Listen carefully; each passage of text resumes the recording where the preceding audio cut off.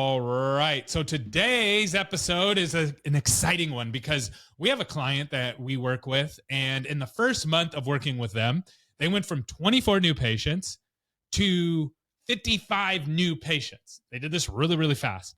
And they made one change about their marketing. And I'll give you some clues on what that is. It wasn't just spending more money. It wasn't doing anything like crazy, but other dentists told them not to do this. They had older dentists that said, don't ever do this. And we told them, you have to do this if you're going to grow. And if you want to reach your goals, this is the only way to do it quickly, if you want to do it this month. And they made that change, and they more than doubled their new patients in 1 month after working with multiple other marketing companies and not doing it. And I don't think, maybe it was in the marketing companies some, but I don't think it was the marketing companies. Okay. So we're going to jump into that today. I'm really excited to share this with you. And at the end of the show, I'm going to give you something that will help you do the same, help you double your new patients. So stay tuned to the end. Let's get started. Welcome back to another episode of Dental Marketing Go. I'm your host, Gary Bird. I'm the owner of SMC National, where we help offices just like yours level the playing field against the big guys out there so you can grow the way that you want.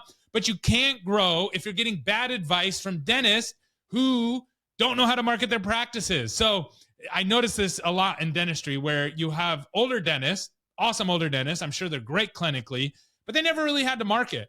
And they just kind of hung their shingle and they got a bunch of new patients. They had a great location or a great patient base, or they got a practice from their dad, or they bought a practice with a really thriving patient base. And they largely live off of patient referrals, which is awesome. Like, I love that business model. If I could be a dentist, that would be a business model I would love to participate with.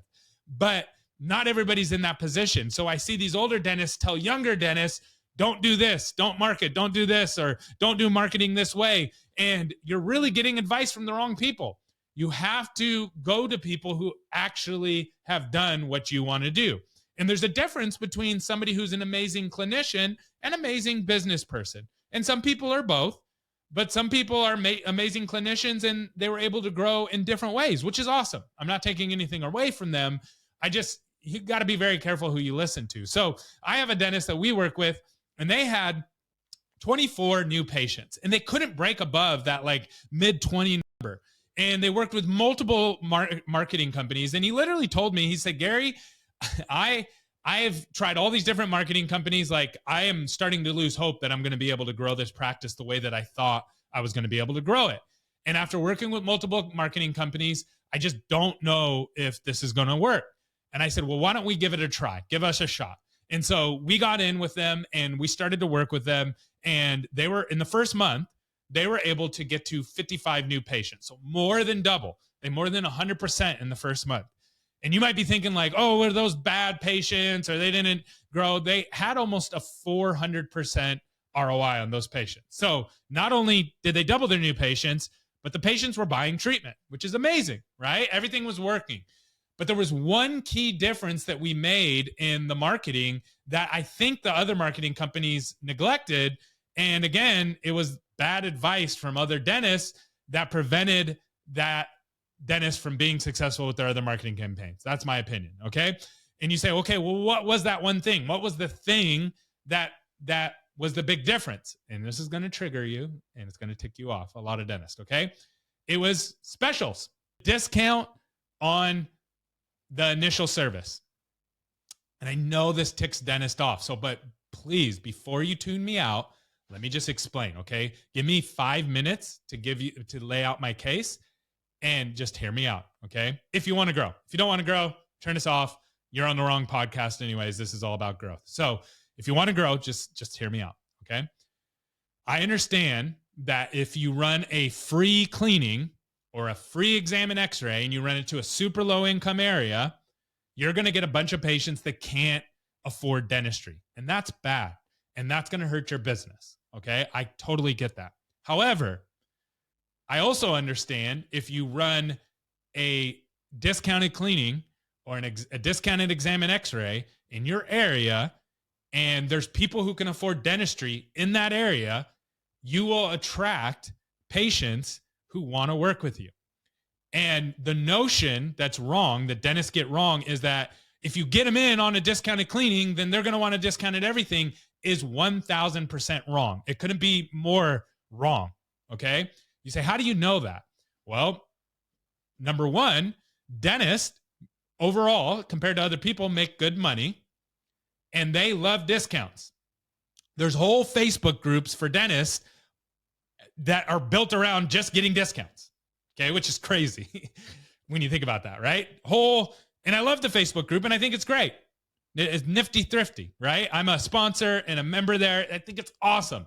Nifty Thrifty Dentist. We got the best deals for the dentist. And the dentists go in there and they ask for coupons. Does anybody have a coupon on this? And people drop their coupons on there. Think it's great. Does that mean that dentists are horrible patients? No, of course not. They're just super value driven. Okay. And I, as a business owner, know that if I want to work with dentists, I have to do a free marketing consultation. That's what we do. If you want to work with us, free marketing consultation, and it's a ton of work. It takes a ton of man hours. It costs us a lot of money for each marketing consultation that we have to do. It involves multiple different team members touching that account or that opportunity, and it costs us money to generate to do them for our potential clients. And not everybody signs up with us. And I know that that's the only way that I'm going to get new dentists. If I charge $100, $200 for them, dentists won't do them. Why? Because every other marketing company does them for free. Every single one of them. So I don't get to charge for them. I don't get to say, man, I've been in the dental industry for over a decade and I understand more about dentistry and I've invested so much time, money, and energy to learn these things and I have to charge what I'm worth. No, I don't get to do that because the market has set the value of a marketing consultation. Not me, not my education. Now, I can charge whatever I want on the back end because that's way harder to compare pricing on. You can't compare marketing apples for apples, just like you can't really compare treatment apples for apples because you're going to get different treatment plans for different patients, going to different doctors, I should say. So, and the patients don't fully understand what you're even saying when you're presenting a full treatment plan, right? They don't even know all the different things. The only thing that doctors understand and the only thing that patients understand for the most part is how much is a cleaning, how much is an exam, how much is an x-ray. Doctors in the marketing world understand how much is the marketing consultation, how much is my monthly fee going to be, what is my results going to be, right? The basics, not, okay, how much are you going to invest into increasing my SERP score and my backlinks and blah, blah, blah, blah, blah, blah, blah, right? Dentists don't understand that stuff for the most part. They don't care. There's like, how many new patients am I going to get? And patients are the same way. So in your market, the price for a cleaning has already been set, not by you, not by me, but by the market. It's $99, $59, $159. If you try to charge $359, no one's going to come to you. And you might be thinking, oh, I'm going to use this as a gauge to filter out the bad quality patients, because the good quality patients are going to look at it and go, oh, this is $100 over here and this is $300. This $300 must be so good. I'm going to buy it like Louis Vuitton. It's like better somehow. No one buys that initial, that upfront, like the cleanings, exam, and x-rays and the consultations. No one does. No one does. No one says, patient has ever said that, ever. Okay. So think of it this way. Think of an oil change in your market. How much is an oil change in your market? $59, $100, whatever. Do the mechanics make money on the oil changes? No, they don't. They lose money. They lose a lot of money on them. Why do they do them? They do them because they have to get the cars up on the rack to find problems to be able to make money, because that's where they make money, right? We all hate when that check engine light comes on, right? And you got to take it in, and you're like, especially if you're not in warranty. It's like, whoo, it's going to be expensive, right? A lot of times we don't even know that there are problems with our cars, just like patients don't know that there's problems with their dental work.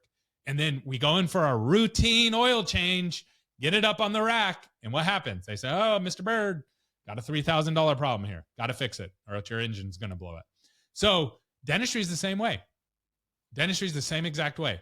You, Mr. Dentist, you're not going to pay $400 for an oil change for the quality best mechanic. You're going to go, no, I'm not paying that. That's crazy. I can get it for $59. You have to realize what you can charge a lot on and what you have to discount. So here's the things you have to discount. Say discount, whatever. Make it your regular price. I don't care.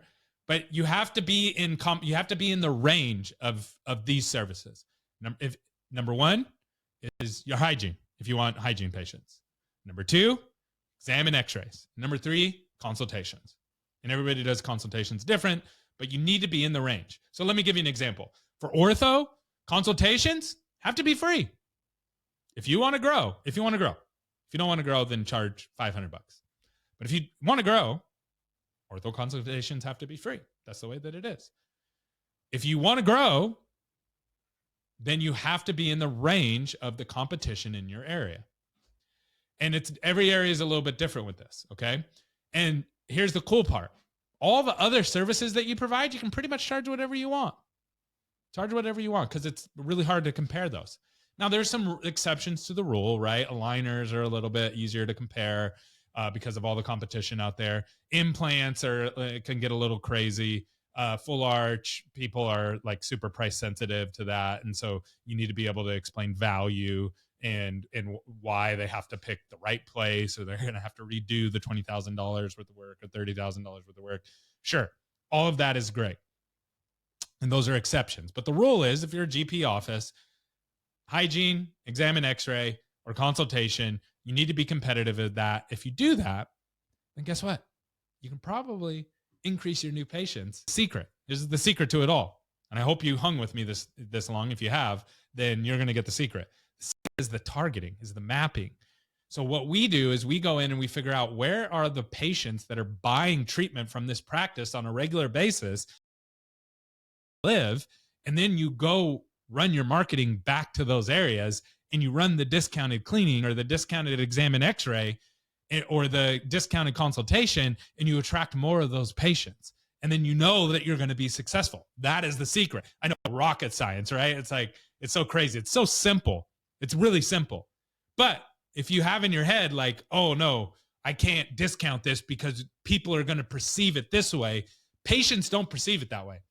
That is something you're making up in your head, and you're allowing other dentists, you're going to think this about me. That's fine.